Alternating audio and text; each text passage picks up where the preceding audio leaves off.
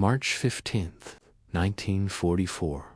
Pratt Army Airfield, Kansas. Captain Robert Morgan stands on the concrete apron as fire erupts from the right side of his aircraft. Flames curl violently from the No. 3 engine of a Boeing B-29 Superfortress, one of the most advanced bombers ever built. Thick black smoke pours from the cowling as heat ripples distort the air around it. Inside that engine, a Wright R3350 duplex Cyclone, more than 2,000 horsepower of American engineering, is destroying itself. The temperature has exceeded 600 degrees Fahrenheit. The engine is no longer overheating. It is dying. Ground crews sprint toward the bomber, dragging fire extinguishers across the tarmac. This is the fourth engine fire this week on this airfield alone. Morgan cuts the fuel mixture and activates the onboard fire suppression system. Nothing happens. The extinguishing bottles flood the engine compartment with carbon dioxide, but the flames continue to grow. The fire is buried deep in the rear cylinders, hidden behind metal baffles and cooling fins where no extinguishing agent can reach. Morgan does not hesitate. Everybody out. His crew evacuates the aircraft in under 45 seconds. They have practiced this drill so often that it has become instinct. By the time fire trucks arrive, the bomber is already lost. The magnesium alloy engine casing burns hotter than 5,000 degrees. Flames eat through the wing structure. The main spar softens, then fails. $600,000 in wartime currency collapses into twisted metal. This is not enemy action. This is Kansas. The aircraft never left American airspace, and it is happening everywhere. At Smoky Hill Army Airfield, another B-29 burns on the runway. At Walker Field, 2 more catch fire during engine tests. At Great Bend, a Superfortress explodes during takeoff, killing all 11 crew members before it ever leaves the ground. The numbers are staggering. Of the first 175 B-29s delivered, 16 are destroyed by fire. 47 more suffer severe engine damage. The most expensive weapons program in American history, costing more than the Manhattan Project, has an engine failure rate of 35%. General Henry Hop Arnold, commander of the Army Air Forces, is facing a crisis that threatens the entire Pacific War plan. He has promised President Franklin Roosevelt that B-29s will be bombing Japan by the summer of 1944. At the current rate, the bomber will kill more American airmen in training accidents than the Japanese will in combat. What nobody realizes in that moment is that the solution will not come from elite engineers or major corporations. It will not come from Boeing. It will not come from Wright Aeronautical. It will not come from the National Advisory Committee for Aeronautics. It will come from a 38-year-old aircraft mechanic with a 7th-grade education, a former plumber from Cleveland, Ohio. His name is Tony Validor, and his idea is so simple that it will nearly be dismissed outright. The Wright R3350 engine is, on paper, a masterpiece. 18 cylinders arranged in 2 rows, 2,200 horsepower, capable of propelling the B-29 at high altitude for thousands of miles. But reality does not care about blueprints. The problem is heat, specifically heat trapped in the rear cylinders. The front row of cylinders receives direct airflow as the aircraft moves forward. The rear row sits behind them, starved of cooling air. During normal operation, rear cylinder temperatures reach 550 degrees Fahrenheit. During takeoff climbs, they spike past 650 aluminum warps. exhaust valves fail.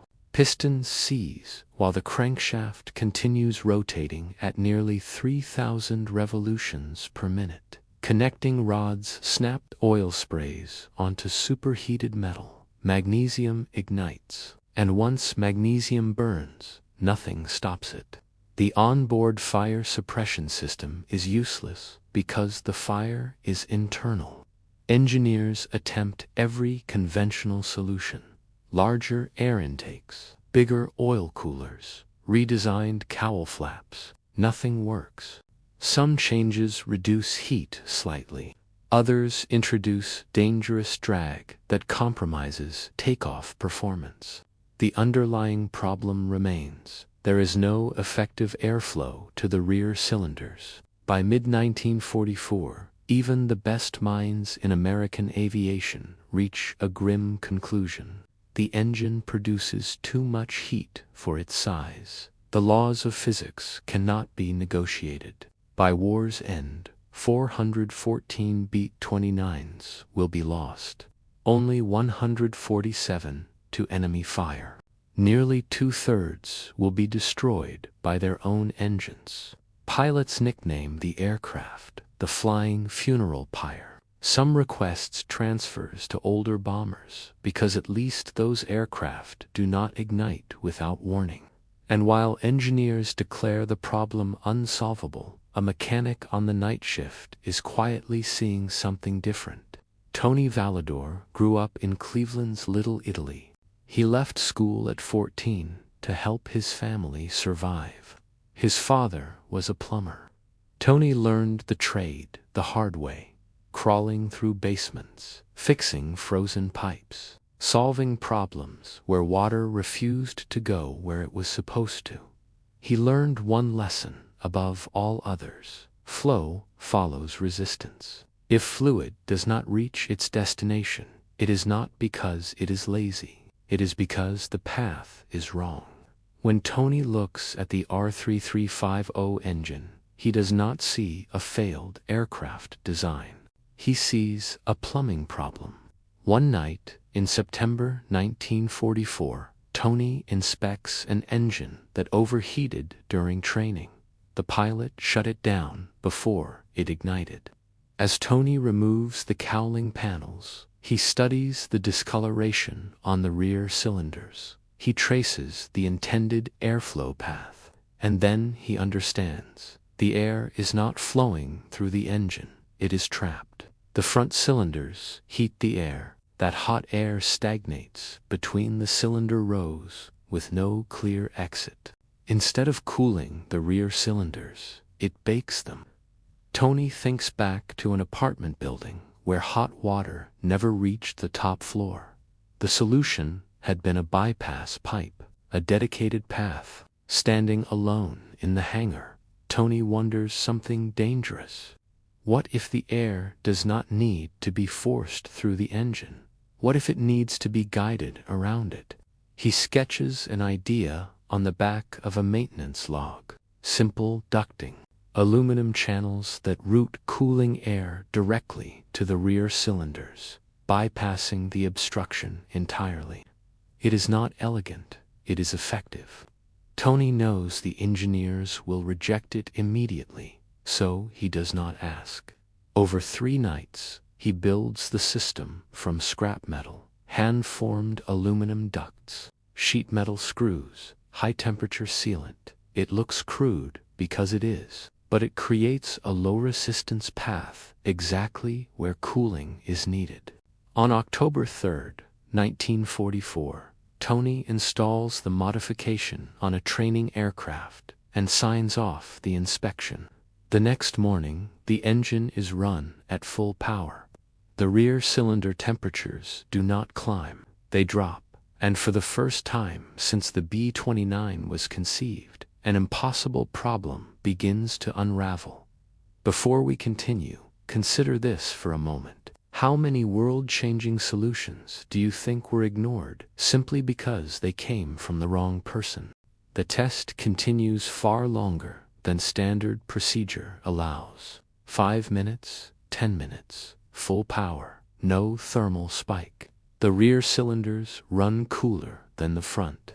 The gauges appear broken. They are not. When engineers discover the unauthorized modification, outrage follows. Tony is accused of violating military regulations. He is hauled before senior maintenance officers. Court-martial is mentioned. But the data does not lie. A second test confirms the result. Then a third. The numbers are undeniable. Within days, Tony is sent to Wright Field in Dayton, Ohio, carrying his handmade ducting in a canvas bag like a tradesman reporting to a job site. He faces a room full of credentialed engineers. They challenge his work. They question his education. They dismiss his methods, until Colonel Curtis LeMay enters the room. LeMay does not care about credentials. He cares about bombers that return home. When told that a mechanic has reduced rear cylinder temperatures by 60 degrees, he issues an order. Engineer it properly. Implement it immediately. Testing becomes relentless. Engines run at full power for hours, beyond any operational requirement. Baseline engines fail. Modified engines do not. Temperature differentials collapse from catastrophic to manageable. The solution works, not because it increases airflow, but because it sends air where it actually matters. By November 1944, the modification enters production. Crews nickname it Tony Ducks. Official documents call it a bypass cooling system. Engine fires plummet. Mission aborts collapse. Bombers stop falling out of the sky over friendly territory. By early 1945, B-29s maintain sustained operations over Japan. The air campaign becomes unstoppable. Japanese intelligence records note the shift. Reliability, not firepower, breaks their defense calculations. After the war, Tony declines medals. He returns to plumbing. He never speaks publicly about his work. His idea lives on. Modern aircraft engines use the same principle. Directed cooling, forced paths, bypass systems. The plumber's logic becomes aerospace doctrine. Tony Validor dies in 1982. His obituary mentions none of this. At his funeral, a former B-29 pilot quietly thanks his family. Sometimes history is not changed by geniuses. Sometimes it is changed by people who understand one simple truth. If flow does not go where you need it to go, build it a better path. If this story made you see history differently, take a moment to like this video and subscribe to the channel. Stories like this rarely get told, and your support ensures they are not forgotten. And one final question before you go. How many breakthroughs today are still being ignored because they look too simple to be taken seriously?